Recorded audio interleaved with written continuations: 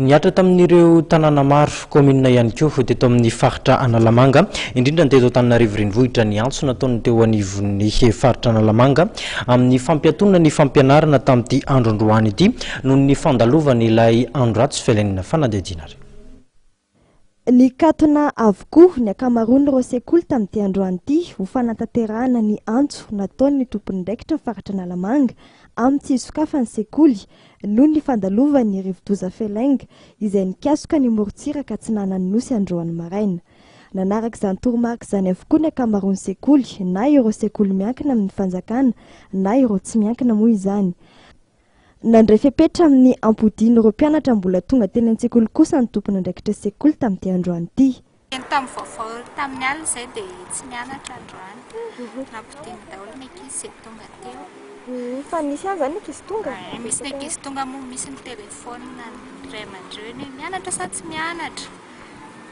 Amin'ny androany ihany zany tsy mianatra sa ahoana ny teny? Androany ihany ka. Tsy nisy ny fahavoazana goavana nateraka ny fandalovan'ny rivo-doza Felainga hatramin'ny maraina tamin'ny 12 atoandro. Tsy dia nisy ny fahasimbana lehibe saingy ilana fahamalinana kosa ny fiakaran'ny rano raha nambarany teo anivon'ny BNGRC na ny birao mahaleo tena misahana ny fiarovana ny loza voajanahary.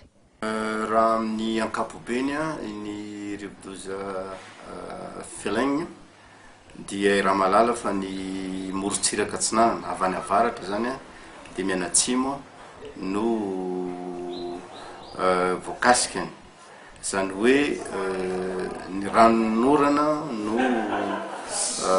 betsaka tamin'ireo distrika izay nahazo famplazana tamin'ny météo.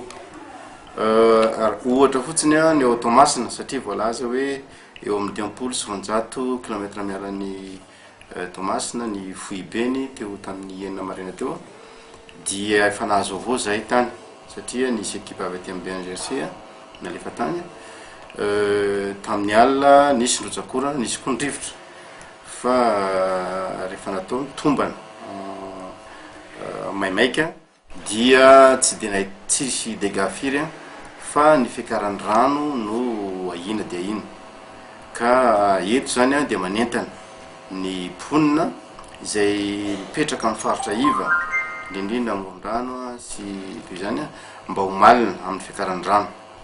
Izany no azo lazaina mikasika ny rivo-doza Felainga. Aratsahivona ny fisian'ny faritra andro ratsy izay mifanandrify amin'ny fandalovan'ny rivo-doza Felainga no efa nitarika ny fiakaran'ny rano tamin'ny faritra iva teto Analamanga ka olona misa 700 eo anivon'ny commune Antananarivo renivohitra no trabona amin'izao fotoan'izao ary misa 220 kosa ny trabona eo anivon'ny commune Anosy Zato Andrefana.